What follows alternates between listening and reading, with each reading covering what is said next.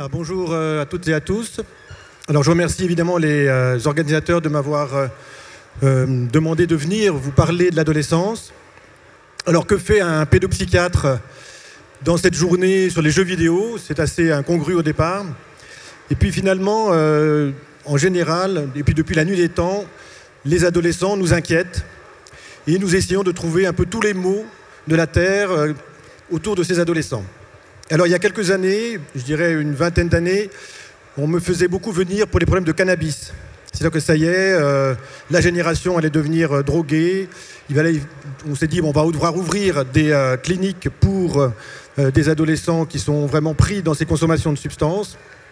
Et puis finalement, on n'a pas eu de danger aussi important que ce qu'on pensait. On n'a pas dû ouvrir de clinique. On n'a pas augmenté la place de la Riponne à Lausanne. Donc ça s'est un petit peu tassé. Et puis, c'était la violence. On a dû ouvrir une prison, on me faisait venir pour les problèmes de violence, en disant que tous les adolescents allaient devenir des délinquants, allaient renverser le pouvoir. Et puis, donc, on a fait des prisons, pas très loin d'ici. Et puis, finalement, elles sont plutôt vides. Et actuellement, c'est les jeux vidéo. Les jeux vidéo vont pervertir toute notre jeunesse. Et on va avoir la cyberaddiction, c'est-à-dire que tous ces jeunes vont rester cloués devant leurs écrans et on ne pourra plus rien faire avec. Alors voilà, du coup, je suis là pour essayer de comprendre ce qui se passe entre l'adolescence et les jeux vidéo, et notamment Internet et les réseaux sociaux. Parce qu'on a quand même quelques explications autour de tout ça.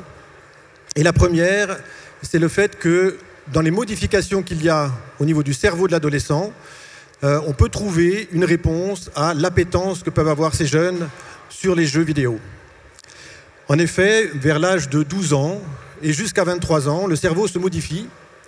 Il y a une grande métamorphose et vous avez des mouvements dans ce qu'on appelle la substance grise, les neurones, mais aussi la substance blanche qui est autour de ces neurones.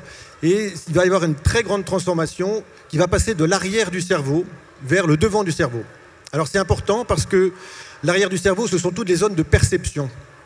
C'est-à-dire que l'adolescent va avoir un nouveau cerveau perceptif vers l'âge de 13-14 ans. Alors, nouveau cerveau perceptif, c'est-à-dire toutes les zones, que ce soit l'audition. On voit bien que tout d'un coup, vous trouvez vos enfants qui vont écouter la musique à coin, hein, avec dans les oreilles, ils sont là, blam, blam. Donc ils sont obligés de réétalonner tous les sons qu'ils connaissent. Donc ils vont évidemment utiliser ce nouveau cerveau pour apprivoiser les sons, apprivoiser la musique. Pour les odeurs, c'est pareil. Hein, ils vont avoir un nouveau cerveau olfactif, donc on voit bien que quand ils reviennent du sport, c'est pas toujours extraordinaire. Hein. Certains vont prendre des douches 3 fois par jour, d'autres aucune douche pendant 15 jours, donc ça pose quelques soucis, évidemment. Les premiers parfums ne sont pas toujours bien réussis non plus. Hein. Dans le bus, quand vous êtes à côté des adolescentes, c'est pas toujours bien réussi. Alors évidemment, la peau, c'est pareil. Hein, vous avez, par un temps pareil, ils ont des doudounes et puis en hiver, ils sont en t-shirt. Bon. Et puis plus vous leur dites attention, il va faire chaud ou il va faire froid, mettre une veste, ils font l'inverse. Donc on voit bien que tout ce système perceptif change, est en transformation. Alors au niveau du goût, c'est encore pire, hein, ils sont au McDo, enfin il y a plein de choses qui changent également. Mais le cerveau le plus important, c'est le cerveau visuel, qui prend tout l'arrière du cerveau comme ça. Et donc, progressivement, vers l'âge de entre 12, 13, 14 ans, ils vont vraiment avoir un cerveau visuel extraordinaire. Ce qui est tout à fait différent du bébé, parce que le bébé a un cerveau visuel très nul quand on sort du ventre de la mère, on voit rien. C'est pour ça qu'on doit toujours être tout proche du bébé quand on lui parle. Hein, on est vraiment à 2 cm, pardon. Et puis progressivement, on acquiert comme ça une vision, un cerveau qui se développe. Et donc, on essaie d'expérimenter, et tout ce que l'on va voir va être comme une espèce de parabole incroyable. Et donc, quand on passe dans la rue, les afférences, enfin, les images vont venir stimuler cette parabole. Donc, à l'adolescence, cette parabole augmente, et vous avez à ce moment-là un adolescent qui, quand il va à l'école, va se retrouver avec, il aura vu 2 ou 3 smartphones, il aura vu évidemment des écrans, des images, énormément peut-être la télévision, des iPads. Donc, il va arriver à l'école avec un cerveau qui sera totalement stimulé. Vous voyez, tout sera allumé dans son cerveau, c'est un peu Los Angeles la nuit. Vous voyez, tout allumé, comme ça. Et pas tellement New York avec des tours, des choses un peu différentes. Non, ce sera tout de la même manière. Ce qui fait que, quand on va lui demander, de se concentrer, par exemple, sur un vocabulaire d'anglais ou d'allemand, ou je ne sais pas, eh bien, il va avoir énormément de peine à se concentrer. Hein. Il va devoir essayer de trouver une petite lumière comme ça dans une grande ville, c'est très difficile, et donc il peut s'agiter, ou alors s'endormir, ou alors avoir quelques difficultés comme ça très importantes. Ce qui nous amène à penser que très vite, on va trouver ce que vous avez peut-être entendu en tant que parent, le fameux diagnostic d'hyperactivité avec trouble de l'attention. Hein, évidemment, parce qu'il a des problèmes d'attention, et puis quand on a des problèmes d'attention, on s'agite. Et en fait, une des parties de ce diagnostic-là, qui est foisonnant actuellement, à mon sens, mais ça peut faire polémique, vient de ce lien à la surstimulation que notre société amène dans le cerveau des adolescents. Alors, un des moyens pour qu'ils soient plus concentrés à l'école, ce serait, quand ils arrivent le matin, de faire en sorte qu'on éteigne finalement le cerveau, hein, tout ce cerveau perceptif, pour pouvoir retrouver des capacités de concentration. Et ce qui serait bien, c'est qu'ils fassent un petit peu de tricot le matin. Vous voyez ? Donc, on a essayé de proposer ça dans les classes, ça ne marche pas des masses. C'est-à-dire que vous imaginez, tout le monde arrive, premier quart d'heure, tricot, hein, pour essayer de déteindre finalement le cerveau. Donc, on regarde avec des étudiants de l'EPFL pour trouver peut-être un petit jeu, quelque chose qui permettrait de finalement désamorcer, de retrouver des capacités de concentration. Donc, ce cerveau perceptif, c'est très important. Hein, vous avez, pendant cet âge-là, une augmentation des capacités de perception qui sont très fortes.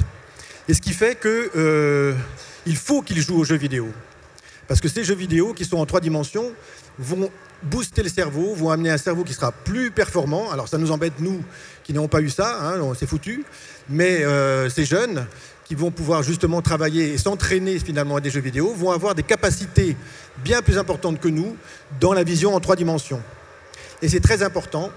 Et vous voyez bien que finalement, ça fait déjà un petit moment que ça existe, puisque les pilotes de ligne faisaient des jeux vidéo, si vous voulez, pour apprendre à piloter. C'était vraiment sur des choses un peu virtuelles. Et c'est très important parce que, imaginez les pilotes de ligne qui devaient apprendre à atterrir avec leur avion directement, sans pouvoir avoir de choses de stimulation. Je pense qu'au bout du 3 ou 4e mort, il n'y aurait plus beaucoup de vocation. Donc il a vraiment fallu, et c'est très important, de pouvoir avoir des simulateurs pour apprendre. Et je pense, moi, vraiment que sur le plan médical, c'est aussi très important. Si vous allez vous faire opérer, demandez à votre chirurgien maintenant s'il a joué aux jeux vidéo et quel niveau il avait à World of Warcraft, toutes ces choses. Pourquoi ? Parce que dans quelques temps, et ça existe déjà, le chirurgien ne va plus aller dans l'intérieur, mais on va mettre des électrodes. Et puis de là, va pouvoir piloter et puis tirer sur les cellules cancéreuses.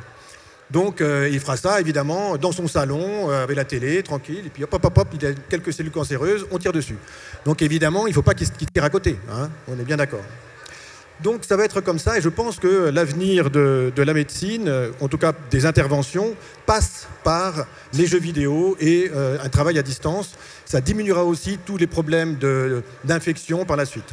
Donc que vos jeunes boostent et puis travaillent beaucoup et puis soient beaucoup sur les jeux vidéo. Hein, c'est important. Donc, s'il y a des jeunes dans la salle, n'hésitez pas. Hein, vous dites, le médecin, il a dit, il faut y aller. Hein. Bien. Alors, bien sûr, on a même fait quelques petites études à ce niveau-là pour montrer l'importance de cet entraînement. C'est-à-dire qu'on a pris 2 équipes de basket et puis on les a fait faire des lancers francs. Et puis donc, il y a eu un résultat. Les 2 équipes étaient près équivalentes. Et puis après, pendant 6 mois, ils avaient le même entraînement de basket, mais une équipe avait en plus l'obligation de jouer 1 heure par jour aux jeux vidéo, et notamment avec des jeux comme ça qui étaient de tirer sur des cibles. Et les autres, non.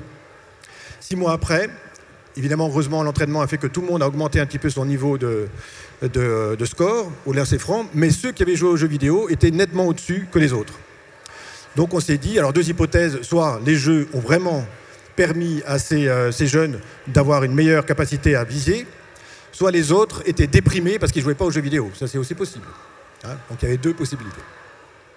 Donc, l'intérêt est très important de se mettre à jouer aux jeux vidéo et d'être dans cette interface.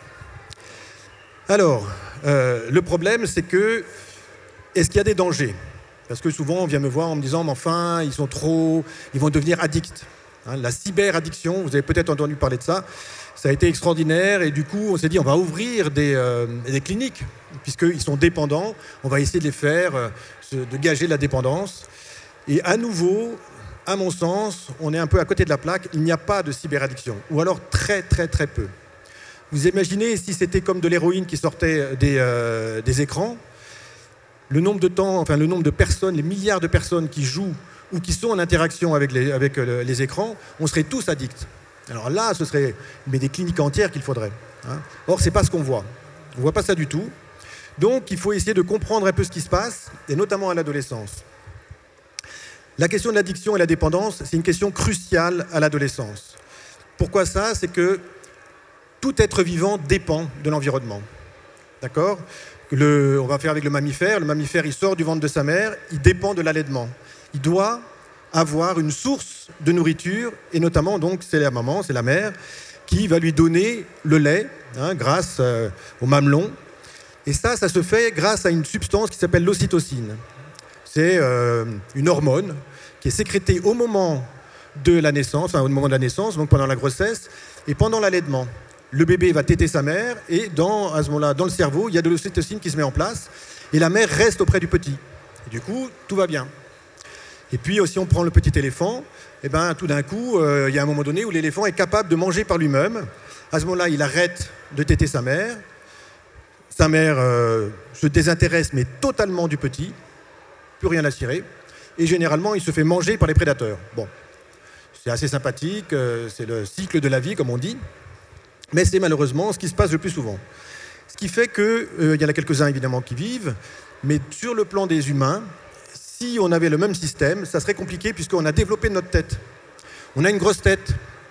Et donc, quand on est dans le ventre de la mer, il y a un moment donné, il faut sortir parce que sinon, il faudrait que les mers aient des bassins énormes pour pouvoir sortir à la fin de notre croissance. D'ailleurs, il nous reste un trou. Quand on sort du ventre de la mer, le crâne n'est pas encore bien fini. Donc, on a une grosse tête et il y a un petit trou là pour que ça augmente encore. Donc, on sort très mal fini. On ne sait pas faire grand-chose, on sait crier, c'est tout.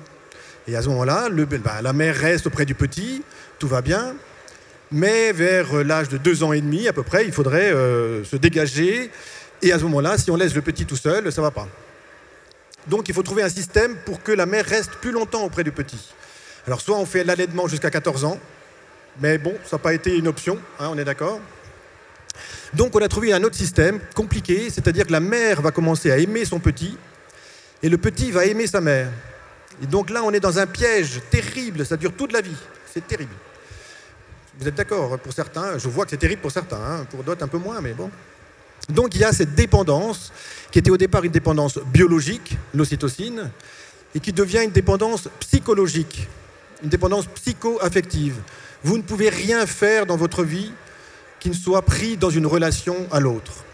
Donc vous êtes condamné à avoir des relations avec les gens, avec une dépendance qu'on appelle psycho-affective. Ce qui fait que cette dépendance, tout va bien pendant l'enfance, mais après ça, il va falloir changer de dépendance. On avait la dépendance aux parents, ça allait plus ou moins. Et puis vers l'adolescence, il va falloir se dégager, se séparer de la dépendance psycho-affective avec les parents pour aller chercher une âme sœur. Et à 12 ans, on n'a pas encore généralement son mari avec la voiture, le travail, tout ça, ça ne se fait pas. Donc il faut un certain temps. Et avant de trouver cette âme sœur, avant de trouver une nouvelle dépendance psycho-affective sur une personne, eh bien, il y a un laps de temps qui peut durer 4-5 ans. Et pendant ce moment-là, ou plus, une dizaine d'années, et pendant ce moment-là, on est un peu comme sur un fil de funambule, là, parce qu'on part de la terre des parents pour aller vers la terre, la dépendance d'une autre personne. Alors pendant ce temps-là, on a toujours besoin d'avoir une perche et d'avoir comme quelque chose qui est l'ordre de la dépendance psycho-affective. Et là, les jeux vidéo, c'est formidable. À ce moment-là, on va pouvoir se passionner pour ces jeux et ça va nous faire comme une dépendance psycho-affective. Les parents, on s'en fout. Ça nous permet de nous dégager des parents. Le cannabis aussi, il y a plein d'autres choses, il y a plein de passions.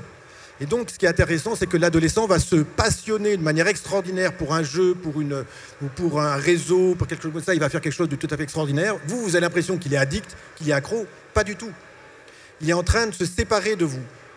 Et ça, c'est très important. Et donc, il faut que vous n'ayez pas peur. Hein, parce que le gros problème actuellement, et je pense que je ne serai plus invité dans 10-15 ans, parce que les parents auront joué beaucoup aux jeux vidéo. Mais actuellement, on a quand même un décalage et une peur énorme des parents par rapport à ces jeux vidéo. Alors, que dire de ça? Une des peurs importantes, c'est de ne pas être aimé par ses enfants. Ça, c'est terrible. On est de plus en plus de parents à vouloir aimer et être aimés par ses enfants. On l'en fait moins aussi. On est souvent un peu seul face à eux. Et donc, du coup, il y a quelque chose qu'on a envie beaucoup de les protéger, on a envie d'être gentil, on a envie qu'ils nous aiment, on a envie de les aimer. L'amour, vous voyez, tout ça. C'est terrible. Parce que du coup, ça les piège un peu.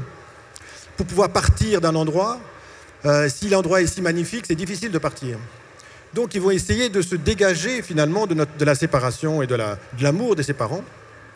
Donc, il va falloir que nous puissions aussi leur mettre des limites. Et mettre des limites, c'est frustrer.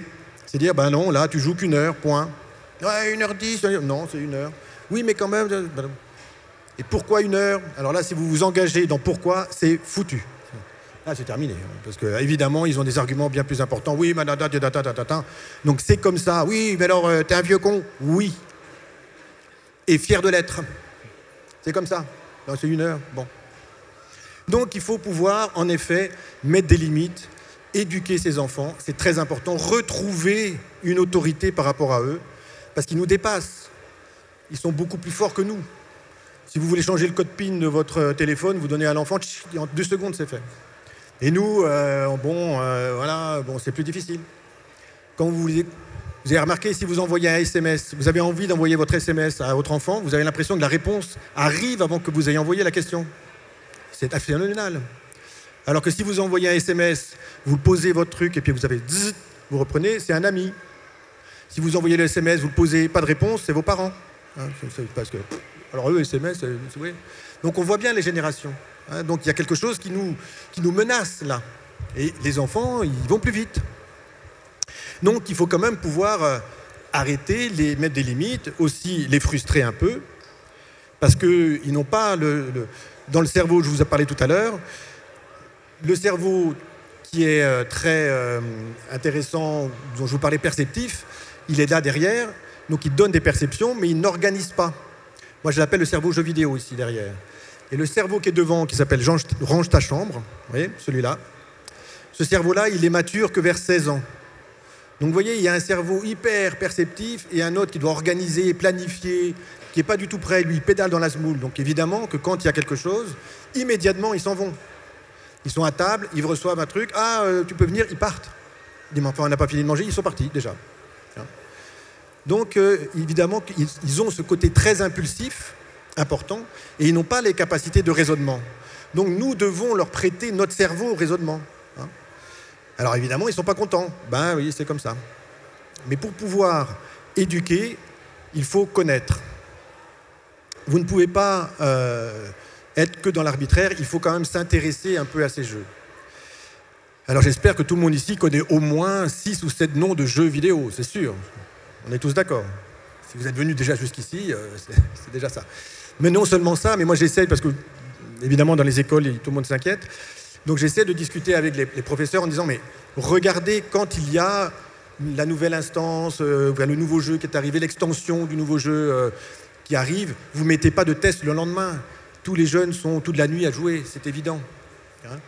Donc il faut que les parents, il faut que les éducateurs, enfin tous les gens qui s'occupent des adolescents connaissent ce qui se passe.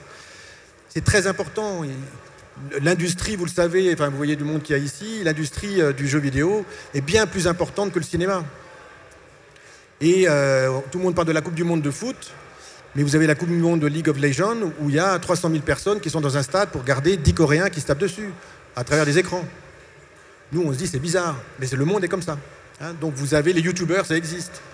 Donc quand votre fils dit j'aimerais bien faire youtubeur, vous dites non mais ça y est, c'est un fou, il est geek et tout ça. Non, ça existe. Comme on dit maintenant, celui qui voulait être footballeur, ça existe aussi. Il y en a peu d'élus, mais ça existe.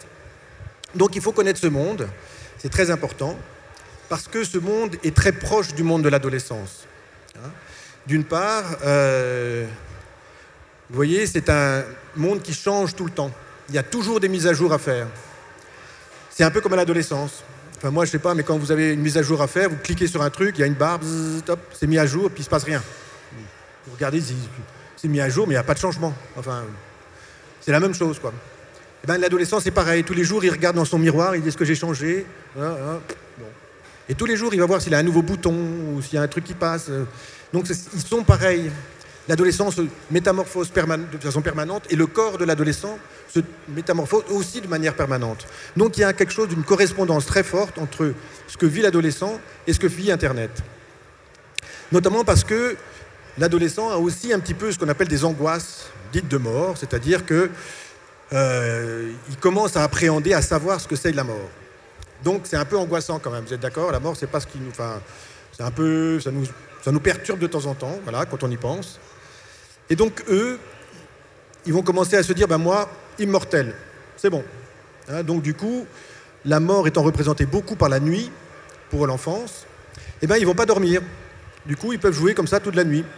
Et s'ils ont des angoisses, si vous sortez ici, si à Yverdon, tout d'un coup, vers 3h du matin, vous avez des angoisses, un mardi soir, et que vous êtes adolescent, vous allez par la fenêtre, il ne se passe pas grand-chose. Hein. Si vous allez sur Internet, il y a toujours du monde. Donc vous n'êtes jamais seul. Et ça vous rassure. Donc ce lien avec Internet est très important aussi pour calmer certaines angoisses. Alors, il est très important pour les adultes de bien comprendre ce qui se passe dans les jeux, parce que ce sont des jeux avant tout. Hein. On verra pour les réseaux sociaux que c'est un peu plus compliqué, mais pour les jeux, ce sont des jeux. Alors, il y a une dizaine d'années, j'avais des consultations, et puis il y avait un père de famille qui m'appelle en me disant écoutez, mon fils, je veux que vous le voyiez, parce que soit il est toxicomane, soit il est fou, psychotique, enfin...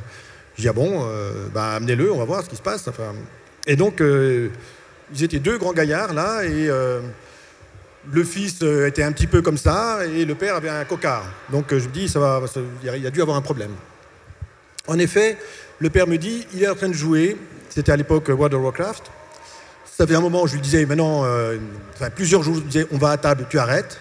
Et là, cette fois-ci, je suis arrivé là, j'ai débranché l'ordinateur, il s'est levé et il m'a tapé. C'est impossible. Soit il est vraiment complètement accro et c'est un toxicomane, c'est pas possible, on tape pas son père comme ça, soit il est fou, quoi. Hein, bon. J'avais pas l'impression que ce jeune était ni fou ni toxicomane. Bon. Ce qui fait que j'ai de la chance, ce père de famille avait été un grand... il jouait beaucoup au football dans sa jeunesse, et il était gardien de but, et donc il était dans une équipe, tout ça, ça se passait bien. Alors je lui ai dit, écoutez monsieur, imaginez, vous vous rappelez un peu, vous étiez gardien de but, et puis imaginez que votre équipe gagne 1-0, puis c'est la dernière minute et il y a un penalty contre votre équipe. Donc vous allez sauver votre équipe. Vous êtes le seul à pouvoir sauver l'équipe. Donc à ce moment-là, le joueur s'élance pour aller marquer le but, et votre mère arrive sur le terrain, vous prend par la main et vous dit, c'est l'heure de manger. Il m'a dit, ah je l'aurais tapé. Ben voilà. C'est exactement la même chose. Hein, exactement pareil. C'est que il faut, pour sortir d'un jeu, il faut 10 minutes, un quart d'heure. Un jeu en ligne, vous imaginez, il y a le joueur, il est là, votre fils, il est évidemment assis, mais finalement dans le jeu, il est en train de soutenir une pyramide de gars qui sont avec une lance pour tuer un monstre. Vous voyez, ils tuent tous toujours des monstres dans ces jeux-là. C'est pas forcément moins bien ni mieux que d'aller mettre un ballon dans un filet. Hein. Chacun ses goûts, après tout. Hein. Bon. Et donc, si on l'enlève du jeu, toute la pyramide s'écroule. Et il ne sera pas pris le coup d'après. Hein. Parce que ce qui est assez intéressant, c'est que pour rentrer dans une équipe qu'on appelle des guildes, des fois, dans les bonnes guildes, il faut des CV. Et j'avais un patient qui était assez bon et qui, lui, gérait une guilde. Et il m'a dit, moi, là, maintenant, ça y est, c'est bon. La première question que je pose pour le CV, c'est « Est-ce que tu sais gérer tes parents ?» Vous voyez ? Si tu ne sais pas gérer tes parents, tu ne viens pas dans la guilde. Hein. Moi, hors de question qu'ils débranchent et puis que tout s'arrête, ça ne va pas. Hein. Donc, à ce moment-là, quand vous dites « on va manger », il faut un quart d'heure. Parce qu'il va falloir qu'il trouve quelqu'un pour le remplacer, parce qu'il est sous la pyramide, et puis il y a quelqu'un. Puis après ça, il va falloir qu'il aille se doucher, ranger ses affaires, enlever ses armures, revenir voir quand même ses copains pour leur dire au revoir. Et puis voilà, donc il faut un temps. Donc c'est tout à fait normal qu'il ne puisse pas sortir immédiatement du jeu. Et puis, évidemment que quand il a envie de jouer, il ne peut pas non plus rentrer dans un jeu et en sortir au bout d'un quart d'heure. Vous n'alliez pas commencer une partie de Monopoly sur la table à manger si vous alliez manger dans une demi-heure. On ne faisait pas ça, ce n'était pas possible. Donc c'est pareil, il y a plein de petits codes comme ça que vous devez apprendre, que vous devez connaître pour naviguer avec ces enfants et ces jeunes qui adorent ces jeux. Bon, après, il faut évidemment comprendre les différents jeux, ceux qui sont plus prenants sur le plan des excitations, d'autres qui sont plus stratégiques. En fonction des âges, ça change. Alors, les jeux, c'est une chose, mais il y a aussi les réseaux sociaux. Alors, les réseaux sociaux, c'est tout à fait intéressant parce que c'est une manière, finalement, pour l'adolescent de se réapproprier son corps. Vous voyez, à l'adolescence, tout change. On n'a plus le même corps et on n'est pas maître de ça. Tout d'un coup, on ne voulait pas avoir les oreilles de son père, et bien on les a. Paf, elles sont là, et pour longtemps. Hein. Donc il y a tout son corps qui se transforme, et puis qui pulse, hein, on peut pas l'arrêter. Donc on n'arrive pas à maîtriser quoi que ce soit, à part les cheveux, d'ailleurs. Vous avez vu, du coup, ils ont les cheveux verts, bleus, ils les changent, ils mettent des dreads, enfin, ils font plein de choses avec les cheveux. Hein. Alors que nous, après, adultes, on ne fait plus rien.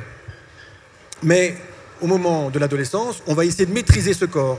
Et bien, avec l'avatar, avec Internet, on peut maîtriser son corps. On peut tout d'un coup le rendre comme on a envie. Donc il y a un côté créatif autour de ça. Donc c'est très intéressant. Et en plus, on peut aussi figurer le changement. On nous dit toujours, à l'adolescence, tu verras, tu vas changer. Et puis encore une fois, ils se regardent tous les jours, ils ne changent pas. À part des boutons, il n'y a pas grand-chose qui change. Donc du coup, eh ben, ils prennent une cuite. Ils ont vomi dans le caniveau, et il y en a un qui prend un selfie ou qui prend une photo, et puis après il nous montre, ah t'as vu, on est horrifié en disant, oh là là, qu'est-ce qu'ils ont fait, quelle horreur. On ne se rappelle pas que nous aussi on avait vomi dans le fossé plus jeune, hein, évidemment. Mais ils vont nous montrer ça, et les infirmières scolaires me disent ça, ils nous appellent en disant, vous avez vu, il devait être dans un coma éthylique ou un truc comme ça, quelle horreur, qu'est-ce qu'on fait, prévention et tout. Je dis, mais non, il vient vous montrer qu'ils changent, ils viennent vous montrer qu'ils sont adolescents. Donc attention, ne diabolisons pas tout et ne faisons pas tout de suite la catastrophe. Alors j'ose un peu parler de quelque chose qui est un peu plus compliqué, qui est autour de la sexualité. C'est la même chose pour les jeunes filles. Savoir qu'on est adolescente, c'est pas si facile que ça. Alors, comment on le perçoit? C'est souvent le regard de la rue qui nous permet de savoir qu'on est une adolescente ou pas. Tout d'un coup, le regard change. Avant, bon, on n'imaginait pas trop le cas, puis tout d'un coup, on se dit, tiens, on me regarde un peu différemment. C'est plus les mêmes formes, les mêmes endroits qu'on me regarde. Autant les hommes, d'ailleurs, qui disent, tiens, une nouvelle biche, là, on va voir un peu comment elle est, et tout. Et les femmes, une nouvelle rivale, hein, comment elle est. Bon. Donc, il y a ce truc-là. L'adolescente va du coup essayer de montrer quelque chose, soit des grands pulls, en disant, il y a plein de choses dedans, mais vous verrez rien, vous voyez, par exemple. Ou bien alors tout mini pour dire, ça y est, il y a des choses à voir. Bon. Donc finalement, le plus simple, c'est qu'on prenne une adolescente et puis qu'on la mette nue dehors. On dit alors maintenant, comment c'est? Est-ce que vous êtes d'accord? Tout le monde a vu, tout ça, Bob? Bon, on ne le fait pas, vous avez vu, c'est rare. Le problème, c'est que sur Internet, elles le font. Hein, il y a une webcam, on soulève son pull, hop, 2 vues, je ne suis pas adolescente. On soulève son pull, 300 vues d'un coup, ah bah oui, il se passe quelque chose. Là, il se passe quelque chose. Mais donc, du coup, à ce moment-là, avec les captures d'écran et tout ça, eh ben, la nouvelle, entre guillemets, paire de seins se retrouve un peu partout. Et moi, j'ai les directeurs d'école qui m'appellent en me disant « Ah là là, prévention, catastrophe, venez, on va réunir l'ensemble du gymnase pour faire la prévention contre le harcèlement, contre... » Je dis « Mais attendez, pas d'excitation, c'est juste une paire de seins qui arrive sur la Terre, c'est tout, on ne s'excite pas. Hein » Alors donc, du coup, on essaie de calmer, on reprend ça dans la classe, et on dit « Voilà... » Tout le monde a vu la nouvelle paire de seins, de Agnès, merci Agnès, pas si mal. Bon, alors donc du coup maintenant, Agnès, tu reprends tes seins, et si vous allez voir d'autres, vous allez sur YouPorn, hein, parce qu'il y en a plein là-bas. Ici dans la classe, il y a 10 filles, bon voilà, elles ne sont pas toutes là, mais bon, on attendra la prochaine paire de seins pour faire encore une annonce officielle. Bon, très bien, ça ne nous intéresse plus, maintenant on passe à autre chose. Hein. C'est-à-dire qu'il faut essayer de dédramatiser un petit peu. Alors c'est vrai que de temps en temps, eh ben, ça peut prendre des proportions. Et à ce moment-là, on regarde avec l'infirmière scolaire, on essaie de travailler un petit peu avec ça. Mais dans l'ensemble, on doit se montrer peu inquiet et pas dramatiser tout ce qui se passe autour des adolescents. Essayons de récupérer un tout petit peu une forme de contrôle autour de tout ça. Parce que ce qui les intéresse, les adolescents, c'est ce qu'il y a dans notre tête. Et si nous, on s'inquiète, évidemment que ça va les faire... disons, augmenter encore plus leur inquiétude. Alors, un des problèmes que l'on peut avoir avec ce système Internet, c'est la gestion de l'intimité. Nous avions notre journal intime, hein, plus ou moins le journal intime. C'est-à-dire que vous étiez amoureux, ou au contraire, une grande déception, et à ce moment-là, le soir, hop, vous écriviez un poème. C'est ça, vous arrivez peut-être. Et puis vous étiez tout content. Le poème, vous dit, ça y est, c'est moi Verlaine, ça y est, c'est bon, j'y suis. On s'endormait, le lendemain, on relisait notre poème et on disait, bon, Verlaine, peut-être pas. Hein, on va le garder là, tranquille. Et puis, des années plus tard, on regardait ça avec tendresse, en disant, ah ouais, c'était sympa, mais enfin bon, je ne suis pas devenu Verlaine, évidemment. Le problème, c'est que ces jeunes, au lieu d'avoir un journal intime, ils vont avoir Facebook. Et donc, le poème, ils vont le poster tout de suite. Ce qui fait que le lendemain, ils ne vont pas être les seuls à savoir qu'ils ne sont pas Verlaine. Il y aura toute la communauté qui vont dire « Ah, ah, ah, t'as vu un peu ce que tu as, non mais dis donc ». Donc, il y a la difficulté de gérer ce qu'on appelle l'intime et l'extime. Hein. Donc l'intimité, d'une part, de sa chambre, finalement, et le côté extérieur. Et pour l'instant, ils postent ça un peu sur les mêmes objets, donc ça nous inquiète un tout petit peu. Mais il faut leur faire confiance. Ils vont réussir à trouver. Ils ont essayé avec Snapchat, par exemple. Hein, donc on envoyait une photo, puis ça disparaissait assez vite. Mais avec les captures d'écran, ça ne marche pas. Donc ils vont évidemment trouver eux-mêmes des solutions pour faire en sorte qu'on garde une forme d'intimité sur Internet. Mais ce n'est pas tout simple. Alors, un autre danger aussi que l'on peut voir, c'est que cet outil d'Internet permet une forme de reprise de la confiance que l'on a en soi. Si tout d'un coup, vous avez un 2 en maths, par exemple, vous êtes un peu malheureux et tout, vous allez jouer, et puis finalement, vous augmentez vos niveaux, donc vous n'êtes pas si nul. Et c'est intéressant, parce que du coup, vous êtes requinqué, et le lendemain, vous pouvez retourner à l'école en disant « je ne suis pas si nul, j'ai eu 2 en maths, mais enfin bon, Fortnite, là, j'ai fait un super score. Bon. » Donc du coup, vous pouvez y aller. Mais si vous êtes toujours très mauvais à l'école, avec de mauvaises notes tout le temps, et que vous êtes très bon sur Internet, il y a un moment donné où vous n'allez plus à l'école. Et vous restez au contraire très sur Internet, et là on va vous dire, ça y est, addiction, voilà, il a des trucs. Non, c'est parce que c'est le seul endroit où l'enfant reprend la confiance en lui. Donc ça, c'est important de voir quand les enfants sont trop sur les jeux, c'est peut-être qu'ils n'ont pas assez confiance en eux dans d'autres plans. Hein. Au-delà du fait que tout d'un coup, il y a un nouveau jeu, et là, ils sont tous dessus, c'est la passion, c'est la découverte d'un nouveau jeu, c'est extraordinaire. Donc, vous avez ces petits dangers, je dirais, liés à Internet. Notamment aussi, on m'a beaucoup parlé de la violence. En disant, ça y est, Internet va faire une génération de violents. D'abord, on est assez mal placé pour parler de ça, hein, parce que la violence, avant, c'était quand même pas mal non plus. Donc, voilà. Et on s'aperçoit, heureusement, que c'est l'inverse. Il y a de moins en moins de violence et d'actes délictueux de la part de notre jeunesse. C'est un peu inquiétant d'ailleurs. Une jeunesse qui bouge et qui vient cogner la société, c'est pas mal. Mais pourquoi? Alors, plusieurs hypothèses. D'une part, ils sont moins dehors parce qu'ils sont sur les jeux, donc ils sont à la maison. Donc ça, c'est une première chose.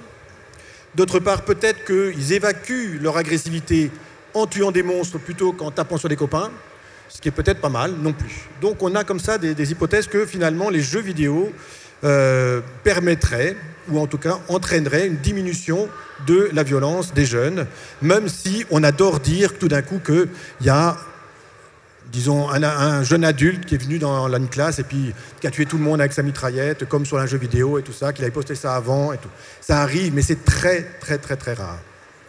Donc vraiment très rare. Donc encore une fois, hein, les jeux vidéo et la relation à Internet peut être tout à fait intéressant pour travailler la relation que vous avez avec l'enfant. Parce qu'il faut, encore une fois, s'intéresser à ce qu'ils font pour pouvoir garder la confiance. Il fut un temps, dans notre jeunesse, nous, on jouait aux billes, par exemple. Bon, vous imaginez, vous rentrez à la maison et puis vous dites à votre père ou à votre mère « Tiens, cet après-midi, j'ai joué aux billes. » Bon. Le père, s'il est bien luné, il dit « Ah bon, ah ouais, moi je me rappelle, et alors, t'as eu un boulet, et machin, hop. » Il s'engage une conversation autour de ça. Très bien. Mais peut-être qu'il est mal luné et qu'il n'a pas envie de parler de billes, donc il ne dit rien. Le repas se passe dans un espèce de silence, mais ce silence est quand même rempli du jeu de billes. C'est-à-dire que le père, il n'a pas envie de discuter, mais il sait ce que c'est d'avoir joué aux billes. Donc tout le monde est là, mange son truc, Mais tout le monde pense au fait que, ben voilà, il a joué au billes, ok, bien l'enfant. On est dans la même, on garde le lien.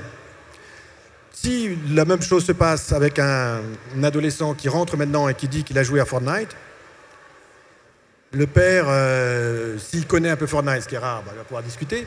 Mais s'il ne connaît pas et qu'il est un peu mal luné, il ne va pas discuter avec son fils et il va y avoir là un vide, un silence qui ne sera pas un silence de connivence, de complicité. Ce sera un silence creux, vide, où il n'y aura rien du tout. Éventuellement, pourra même se loger un peu d'angoisse. Combien de temps il a joué? Est-ce que vraiment il a fait ses devoirs? Ce qui n'aurait pas été le cas s'il avait dit j'ai joué aux billes. On voit bien que nos représentations sont très différentes. Si l'enfant nous dit j'ai joué aux billes, j'ai été faire du vélo, on est tout content. Si on nous dit qu'il a joué 2 heures avec sa Game Boy, on dit sa Nintendo, tout ça, on est beaucoup moins content. Donc on a une représentation très négative de tout ça. Alors que, dans un premier temps, c'est quand même essentiellement une fabrique de jeux. Donc, mon propos, c'est vraiment de pouvoir amener à retrouver une forme de confiance entre les adultes et les adolescents à travers tout ce qui peut être de près ou de loin lié aux jeux vidéo, aux smartphones, aux réseaux sociaux. Et c'est extraordinaire parce que j'ai une petite anecdote aussi assez amusante. Quand on a 13 ans, c'est le moment où on veut aller voir, pour les garçons par exemple, et pour les filles c'est la même chose, on veut aller voir les filles. Bon. Et puis on est un petit peu timide, donc d'abord on va essayer d'être avec un copain, on a ce qu'on appelle nous le double narcissique, c'est-à-dire le meilleur copain.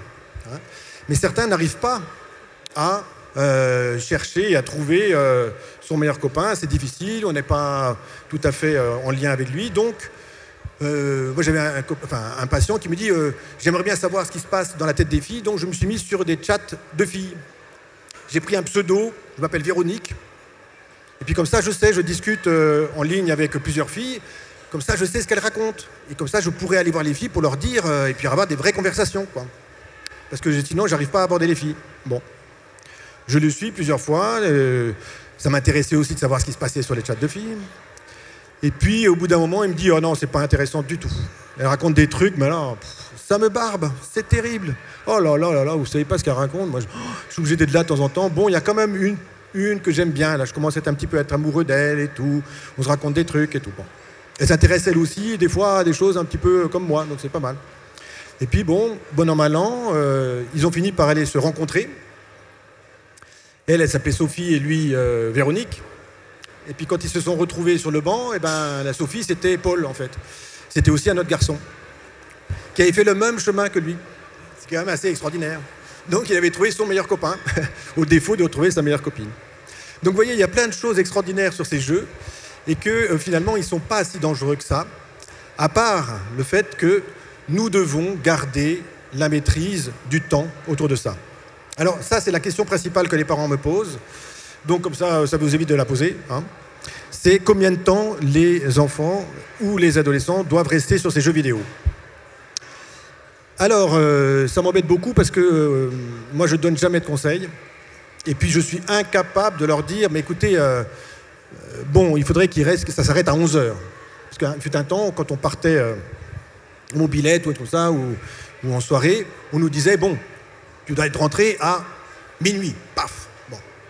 Et puis, si on rentrait à minuit 5, entre minuit et minuit 5, il y avait une angoisse chez les parents. Chez nous aussi, mais on testait l'angoisse des parents.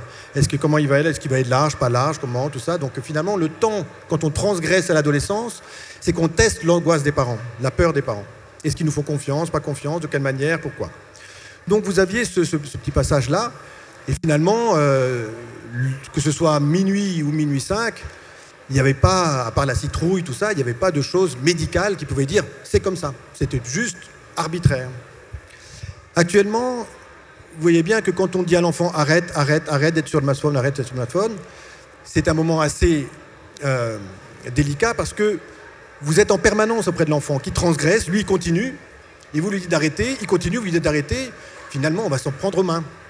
Alors que c'était la même chose que l'on faisait nous, mais comme on n'était pas là, puisqu'on était sur notre mobilette très loin, qu'il n'y avait pas de téléphone, qu'il n'y avait pas du tout, les parents ne pouvaient pas nous embêter, ne pouvaient pas toujours nous dire « arrête ». Donc il n'y avait pas ce lien très compliqué que vous avez de temps en temps à vouloir arrêter l'adolescent qui continue, lui, à transgresser pour savoir jusqu'où vous allez être angoissé et si vraiment vous allez lui tordre le cou ou pas. Donc l'arbitraire est très important et il faut pouvoir donner certaines limites. Encore une fois, moi je commence par dire aux parents combien de temps vous êtes capable de supporter. Hein, jusqu'à quand? Parce que, évidemment, ils viennent me voir. J'imagine que l'adolescent, lui, avait le droit à une demi-heure tous les jours de jeu. Et puis, j'en sais rien. Et donc, moi, je dis aux parents, bah, écoutez, 2 heures par jour, ça va très bien. Alors, les parents, ils ne reviennent plus. L'adolescent, il trouve ça super, mais les parents ne reviennent plus. Et si c'est l'inverse, c'est-à-dire que l'adolescent, lui, il avait déjà 2 heures par jour, et moi, je dis, bah, vous savez, ce qui est un peu dit dans la littérature, c'est qu'une demi-heure par jour, ça suffit. L'adolescent, il ne revient plus, parce qu'on lui a privé quelque chose. Donc, je travaille, moi, beaucoup à dire, qu'est-ce que vous en êtes où, là? Et ben, celui qui est déjà 8 heures le week-end, et puis comme ça, ben, on va travailler à partir de là. Les parents sont capables de tenir quoi? Parce que la grosse question, c'est vous. C'est comment les parents sont capables de mettre des limites et de tenir ces limites. C'est fatigant, les limites. Ils viennent, non. Alors quand vous êtes en forme, ça va, vous tenez. Puis quand vous en avez marre, vous adhérez, puis tout d'un coup, vous lâchez. Ce qui est tout à fait normal. Et moi, je conseille aux parents de dire, ben voilà, par exemple, si vous êtes accordé sur 1 heure, ben c'est 1 heure. Et quand vous êtes en forme, l'heure, vous la tenez. Et puis si vous arrivez crevé, que vous n'en pouvez plus, vous avez des problèmes de partout, et puis que l'enfant va commencer, vous dites aujourd'hui, ce soir, tu peux faire 10 heures si tu veux, je m'en fous complètement. Hein. Je vais me coucher, tout ça, tu peux aller open bar. Hein, parce que je ne suis pas en état de pouvoir tenir. Mais demain, ce sera 1 heure. Je serai toujours là, 1 heure. Là, ce soir, on ne va pas se battre et de toute façon, tu gagneras. Donc, vous voyez, c'est pour un peu montrer que c'est important de mettre des limites, mais que les limites, ce n'est pas toute la vie. Voilà, alors je vais arrêter là mon propos. Et l'idée, c'était de savoir si vous aviez quelques questions. Et donc, je suis là, prêt à écouter vos questions et à y répondre si j'y peux. Oui. Alors, monsieur. Je vais parler un peu fort, mais j'ai même un deuxième micro et tout, c'est top.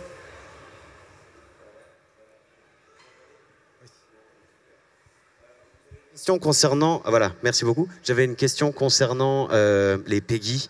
Donc, les PEGI, c'est les limites d'âge pour les jeux vidéo. Oui. PEGI 18, PEGI 12, ce genre de choses. Qu'est-ce que vous pensez de cette notion d'âge, mais qui généralement dans les foyers ne sont pas respectées? Est-ce qu'il y a un vrai impact négatif ou est-ce que c'est... Voilà, merci. Les fameuses normes PEGI. Oui, alors les normes PEGI, elles existent, elles ont le mérite d'exister, déjà. Moi, je dis toujours aux parents, il y a les normes PEGI, il y a la brochure Tisseron, que sans doute tout le monde connaît un tout petit peu, c'est-à-dire 3, 6, 9, 12, qui est une petite brochure que vous trouvez aussi sur Internet, qui est tout à fait intéressant. Et après, il y a vous. La norme PEGI, la première norme PEGI intéressante, c'est vous, en tant que parent, allez regarder la bande-annonce, enfin, le thriller du jeu. Hein, vous allez regarder, et vous faites votre propre idée par rapport aux valeurs que vous véhiculez. Et il y a des jeux qui sont valables pour 12 ans, et puis il y a des parents qui disent « Non, mais ça, non, moi, je ne peux pas. » Et puis l'enfant, il peut avoir 14 ans, et puis il lui dit « Non, bah, ce jeu-là, moi, je ne veux pas. » Et puis d'autres qui sont interdits au moins de 18 ans, et puis on regarde, on dit « Mais enfin, c'est pas plus compliqué que ça, donc moi, je suis d'accord. Éventuellement, je reste à côté de l'adolescent pour pouvoir... » Donc il y a forcément des normes, mais comme on n'est pas dans une dictature, Dieu merci, on peut quand même travailler avec l'adolescent pour dire qu'est-ce que toi tu y ressens dans ce jeu-là, et puis qu'est-ce qui te fait... Et on voit très bien que finalement on n'offre pas une mitraillette chargée à un enfant de 3 ans à Noël. Donc finalement on va lui offrir un petit pistolet éventuellement ou un jeu violent aussi, ça arrive, mais il va tuer personne dans la... Donc je crois que c'est vraiment très important d'accompagner. Alors il y a certaines personnes sont des gens qui veulent garder la loi à tout prix. Ils sont toujours respectés la loi. Donc ils vont respecter la norme PEGI. Et puis les enfants, ils ont des parents qui sont comme ça. Voilà. Et puis d'autres qui sont plutôt transgressifs, qui sont là, qui vont là, bon, à l'attaque. Et là, les parents, ils sont comme ça. Je pense que par rapport aux normes PEGI, ils vont être aussi un peu plus laxistes ou un peu plus légers. Donc il y a un peu de tout. Mais c'est important que ça corresponde aux valeurs que les parents ont envie de transmettre. Donc ça, je travaille beaucoup avec ça. Et en disant qu'il y a un guide général qui s'appelle Norme PEGI avec la peur, les machins, tous les icônes. C'est assez bien fait quand même. Mais c'est quand même assez restrictif en général parce que y a une forme de responsabilité et tout ça, quoi. Voilà, ça va? Oui, madame?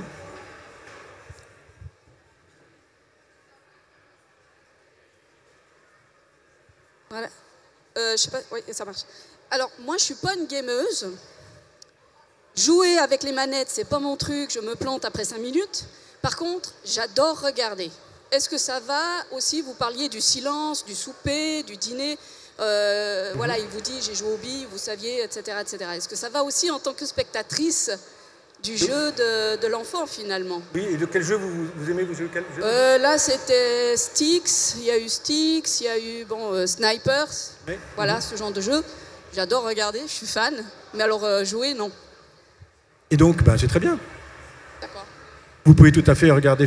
D'ailleurs, de plus en plus, ce qui est extraordinaire dans ces jeux, c'est que vous avez maintenant des chaînes énormes. Comme on regarde les buts de foot, eh ben, vous avez des chaînes qui montrent les bonnes actions qu'il y a dans certains jeux. Et puis, il y a certains jouent en direct avec des abonnements, des machins. Enfin, c'est tout un monde qui fait que ça devient vraiment comme la télévision, comme des séries, comme tout ça. Vous avez tout ça sur Internet grâce aux jeux. Donc, toute la question, c'est comment vous pouvez l'intégrer dans votre vie en général. Hein? Encore une question?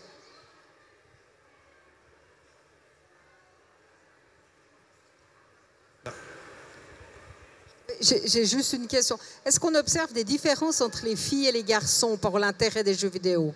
Mais oui. Alors, il fut un temps, enfin, bien évidemment, on s'est tout à fait intéressé à ça. Il y a des très grandes différences entre les filles et les garçons. On a été surpris, mais ça fait déjà une quinzaine d'années, en mettant un peu des mouchards sur les ordinateurs, sur les différentes choses. Les filles étaient plus souvent sur les écrans que les garçons. Et on avait plutôt l'impression que c'était l'inverse. En fait, les garçons jouent beaucoup au jeu, ils peuvent passer 2 heures, 3 heures de rang. Et les filles, elles parlent. Donc, elles sont sur les... elles font des SMS, et puis, donc, elles passent beaucoup plus de temps, finalement, à être en lien, en rédaction. Et dans le moment où elles parlent, elles ont aussi des petits jeux. Et ils ont fait des perles, des petits trucs comme ça, et ce sont ou des jeux de cartes, et avec des compétitions permanentes. Vraiment des choses comme ça. Donc, ce n'est pas des jeux, elles ne s'associent pas. Elles sont dans une grande rivalité. Alors que les garçons vont se mettre en groupe pour tuer un monstre, quelque chose de fictif. Alors que les filles, elles vont essayer d'être meilleures que la copine, quoi. Donc il y a vraiment des choses de rivalité individuelle beaucoup plus fortes, alors que le garçon, lui, il se met plutôt en guilde, en bande. Il y a peu de guildes de filles. Il y en a évidemment, mais il y en a peu par rapport à ce qui se passe sur les garçons. Une toute dernière question? À part le problème plus, on va dire, mental ou psychologique, est-ce que, par rapport au cerveau, je dirais l'épilepsie ou des maladies peut-être plus concrètes, est-ce que ça crée des problèmes dans le développement? Est-ce que, j'ai pas tout entendu. Par rapport à l'épilepsie ou d'autres maladies oui. physiques? Oui, alors je suis moins... ce serait plutôt les pédiatres qui pourraient répondre par rapport aux maladies physiques, avec l'épilepsie, avec tout ce qu'il peut y avoir comme problème neurologique, hein, en lien avec les écrans, finalement, plus que les jeux. C'est vrai que le temps d'écran peut amener quelques modifications, mais on a beaucoup entendu, beaucoup travaillé au départ sur « Ah là là, il va y avoir des choses avec le bleu, et puis finalement, les études, au fur et à mesure, tombent un petit peu toutes en disant on ne sait pas trop, voilà. Maintenant, il y a la question des ondes, hein, les ondes qui viendraient beaucoup, donc il faut éteindre pendant la nuit, tout ça, on ne sait pas. Vraiment, il y a vraiment... Alors, l'épilepsie, il faut être prudent, évidemment, parce que c'est des ondes, mais on sait peu de choses par rapport aux maladies physiques. Alors, il y a aussi des problèmes de dos, s'il veut rester trop longtemps. Donc, évidemment que le physique peut avoir quelques difficultés, mais moi, je travaille plus sur le côté psychologique, si on veut. Et en tout cas, sur le problème psychologique, il y en a très, très peu. Il y a quelques, disons, ce qu'on peut percevoir maintenant, c'est qu'il y a quelques jeunes garçons adultes qui restent un peu coincés pendant, à partir de 18 ans, 19, 20, qui sortent plus de leur chambre. Il y en a quelques-uns, c'est rare, très rare. On travaille beaucoup maintenant, on travaille même en essayant d'avoir... Moi, j'essaie d'avoir des liens avec certains garçons par Internet parce qu'ils ne bougent plus de leur chambre. Mais c'est un sur... il y en a 3 ou 4 dans le canton. Enfin, vous voyez, c'est pas très fréquent. Donc, dans ces maladies qui seraient des maladies liées finalement à une grande difficulté à aller vers l'extérieur, à supporter le monde, et donc ils restent dans un monde virtuel. Donc ça, pour éviter le monde réel, on est dans le monde virtuel. Ça existe, mais c'est très rare. C'est pour ça que j'en parle assez peu, parce que sinon tout le monde se dit « Ah là là, ça y est, mon fils va devenir là ». Non. Il y a les no-life, à l'époque, on les appelait, assez peu. Et ceux-là, ils n'ont pas non plus de manifestations physiques dramatiques. Donc, pour l'instant, il y a très peu. Il y a peut-être eu un Japonais qui est mort une fois, parce qu'il n'avait pas mangé pendant 2 jours, mais sur les milliards de gens, c'est quand même très peu. Voilà, merci beaucoup Philippe Stéphane. Merci, au revoir.